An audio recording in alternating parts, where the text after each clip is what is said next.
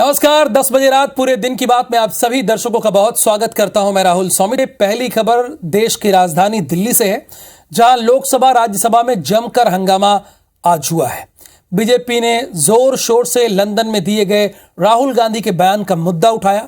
Bharatiya Janata party ने राहुल गांधी से माफी मांगने की मांग की है। इसी पर आधारित हमारे प्रोड्यूसर्स ने एक रिपोर्ट तैयार की है, उसे जरूर देखिए आप। डेमोक्रेसी यहाँ पर नहीं चल रही ठीक ढंग से, थोड़ा कुछ भी शर्म है। हंगामे की तस्वीरें राज्यसभा और लोकसभा की हैं, जहां आज बीजेपी नेता राहुल गांधी पर काफी आक्रामक दिखे। लोकसभा और राज्यसभा दोनों सदनों में राहुल गांधी से माफी की मांग की गई। लोकसभा में रक्षा मंत्री राजनाथ सिंह ने कहा कि राहुल गांधी ने लंदन में भारत का अपमान किया।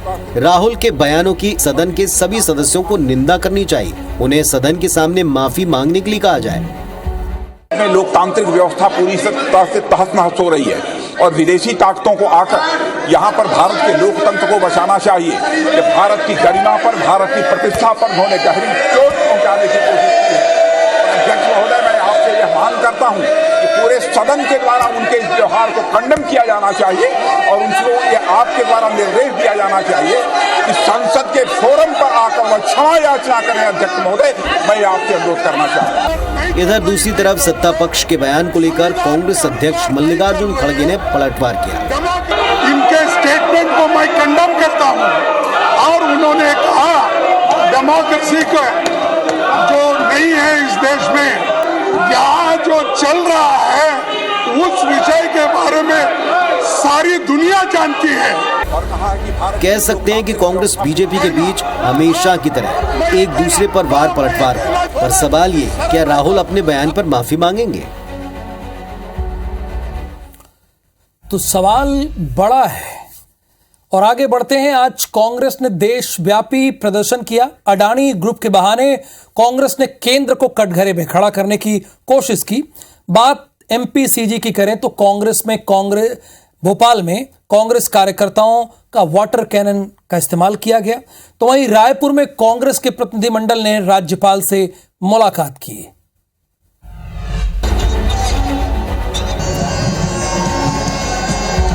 ये तस्वीरें रायपुर और भोपाल की हैं, जहां देश के दूसरे राज्यों की तरह कांग्रेस ने जमकर प्रदर्शन किया। कांग्रेस ने अडानी ग्रुप के खिलाफ हिंडनबर्ग की रिपोर्ट को हथियार बनाया और केंद्र सरकार को जमकर घेरा। बात पहले रायपुर की करते हैं, जहां कांग्रेस ने जनसभा करने के साथ राजभवन तक मार्च निकाला। साथ ही कांग्रेस प्रतिनिधि मंडल ने राज्यपाल से मुलाकात की। कांग्रेस पार्टी प्रतिदिन सवाल पूछ रही है हमारे प्रधानमंत्री माननीय मोदी जी से, एक भी सवाल का जवाब नहीं आया। लेकिन एक पेपर क्या प्रकाशित हुआ, वो हिंडनबर्ग आपके LIC के हो, आपके बैंकों का हो, जिसमें आपका पैसा लगा हो, सब भी पैसा दे रहे हैं उसको, तो किसके इशारे पे दे रहे हैं और इसकी जांच क्यों नहीं होती? वहीं भोपाल में कांग्रेस के प्रदर्शनकारियों को राजभवन जाने से पुलिस ने रोका। बैरिकेड्स को पार करते हुए कार्यकर्ता भी लगातार आगे बढ़े। बाद में हालात काबू करने के लिए वाटर कैनन का इस्तेमाल किया गया।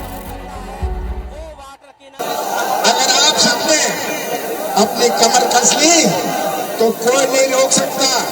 ये कांग्रेस की भविष्य की बात नहीं है, किसी उम्मीदवार की भविष्य की बात नहीं है, मध्य प्रदेश के भविष्य की बात है।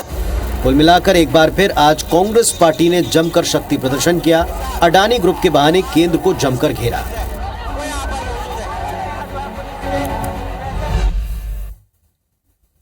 इधर कांग्रेस प्रदर्शन कर रही है मध्य प्रदेश और छत्तीसगढ़ में। इधर बीजेपी कमलनाथ के गढ़ में सेंध लगाने की तैयारी कर रही, इसीलिए हमें ये लिखना पड़ा।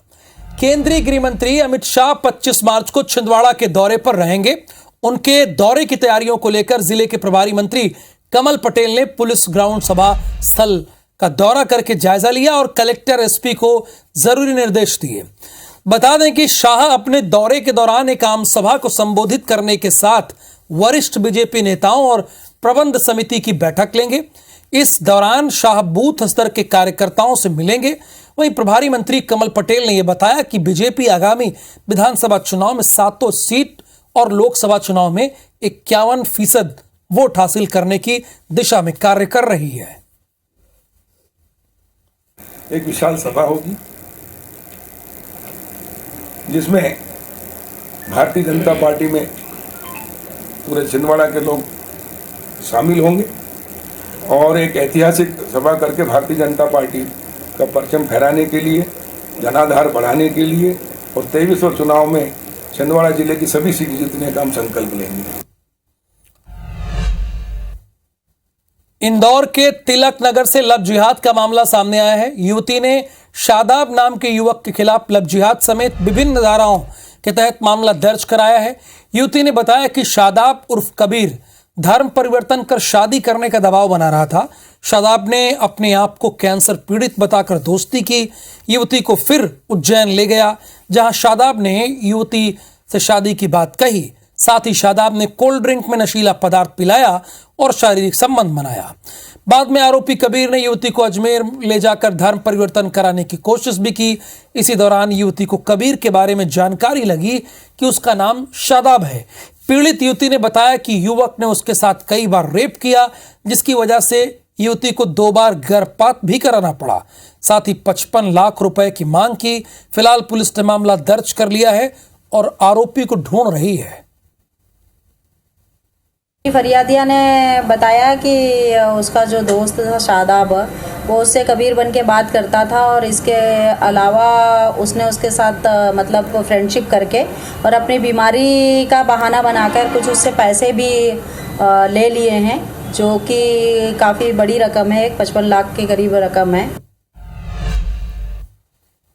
उज्जैन की भैरवगढ़ जेल के कर्मचारियों के जीपीएफ से फर्जी तरीके से पैसे निकालने का मामला सामने आया है। 2 दिन पहले 2 जेल कर्मचारियों के खाते से 12 और 10 लाख रुपए निकालने का मामला सामने आया, जिसके बाद दूसरे कर्मचारियों ने भी जानकारी जुटाई, जिसमें दर्जनों कर्मचारियों के जीपीएफ खाते से 10 करोड़ से ज्यादा निकाले जाने का मामला आया है। मामला उजागर होते ही बाबू रिपू दमन परिवार समेत भाग गया। वहीं कलेक्टर ने जानकारी लगते ही मामला दर्ज कराने के साथ शासन और जेल डीजी को पत्र की जांच के लिए पत्र लिखा है। कलेक्टर ने फर्जीवाड़े के लिए जेल अधीक्षक को भी जिम्मेदार बताया। नियम अनुसार जेल में जेल अधीक्षक ही डाइंग एंड डिसबर्सिंग ऑफिसर यानी डीडीओ होता है। उनकी जानकारी के बिना कर्मचारियों के खाते से राशि नहीं निकाली जा सकती। हालांकि जेल अधीक्षक एक्सक्यूज दे रहे हैं।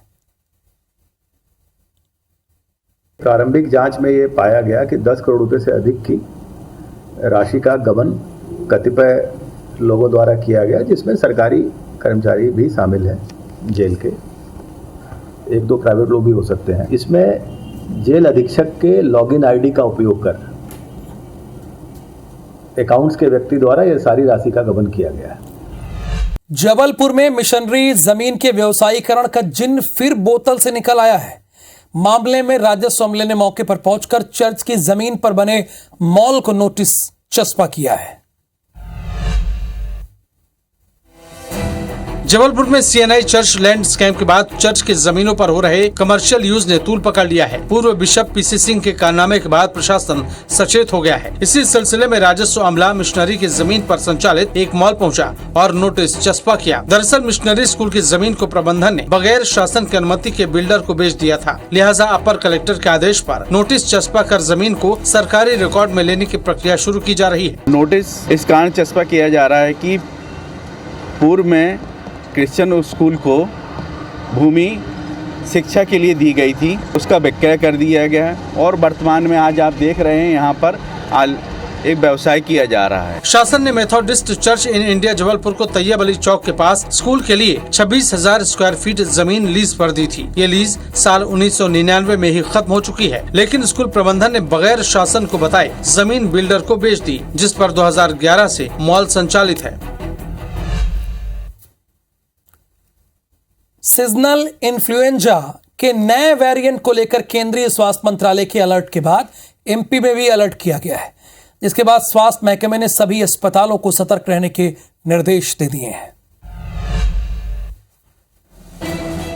कोरोना वायरस के बाद सीजनल इन्फ्लुएंजा भी मुसीबत बढ़ा रहा है। नए वेरिएंट को लेकर केंद्र के अलर्ट के बाद एमपी का स्वास्थ्य विभाग भी सचेत हो गया है। राजधानी के 3 बड़े सरकारी अस्पतालों में इन दिनों तेजी से वायरल के मरीज बढ़े हैं। इनमें वही लक्षण हैं जो H3N2 वायरस के संक्रमित होने में होते हैं। लिहाजा लोगों को ऐसे लक्षण होने पर डॉक्टरी परामर्श की राय दी जा रही है। सामान्य रूप से दूसरे वायरसेस, रेस्पिरेटरी वायरसेस फैलते हैं, ये भी रेस्पिरेटरी रूट से ही फैलता है और सावधानियां इसमें भी बरतने की आवश्यकता है। वहीं जबलपुर में इन दिनों एक साथ 3 वायरस की दहशत है। कोरोना के 2 मामले सामने आने के अलावा यहाँ स्वाइन फ्लू के लक्षण से पीड़ित एक महिला को मेडिकल कॉलेज अस्पताल में भर्ती कराया गया है। वहीं H3N2 वायरस को लेकर भी स्वास्थ्य महकमा अलर्ट मोड पर है। ऐसे कल जो पॉजिटिव आए हैं उनको हल्की सी सर्दी है और कुछ भी तकलीफ नहीं है, तो इसलिए हम उनको होम आइसोलेशन में रख रहे हैं, लेकिन बहुत जागरूक रहने की आवश्यकता है। देश में H3N2 वायरस से अब तक 2 मौतें हो चुकी हैं।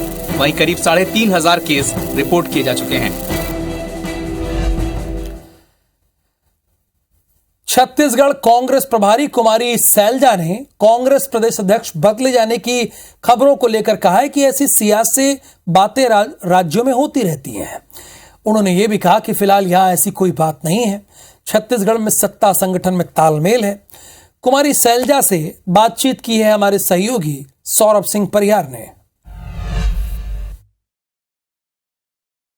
छत्तीसगढ़ में चुनावी साल शुरू हो चुका है और कांग्रेस जो है बूथ स्तर पर तैयारी शुरू कर दी है और उस वक्त मेरे साथ जो है प्रदेश कांग्रेस प्रभारी कुमारी सैलजा जी हैं। एक सवाल यहाँ पे छत्तीसगढ़ पे आ रहा है लगातार कि प्रदेश अध्यक्ष भी बदले जा सकते हैं, तो क्या कोई ऐसी संभावना है क्या? ऐसा है, ये सियासत समय समय पर हो जाती हैं, हर राज्य में होता है। ये पहले भी होता रहा है कि जब राष्ट्रीय अध्यक्ष को लगता है वो करते हैं, लेकिन यहाँ की बात फिलहाल ऐसी अभी कोई। जी, लास्ट सवाल है मैम, सत्ता और संगठन में बेहतर सामंजस्य हो उसको लेकर कैसे कामकाज हो? सत्ता और संगठन में कोई फर्क है और ना हो सकता है कार्य, अब क्योंकि समय नजदीक आ रहा है चुनाव का, तो ये तालमेल के साथ ही कार्य हम आगे बढ़ाकर लेकर जाएंगे।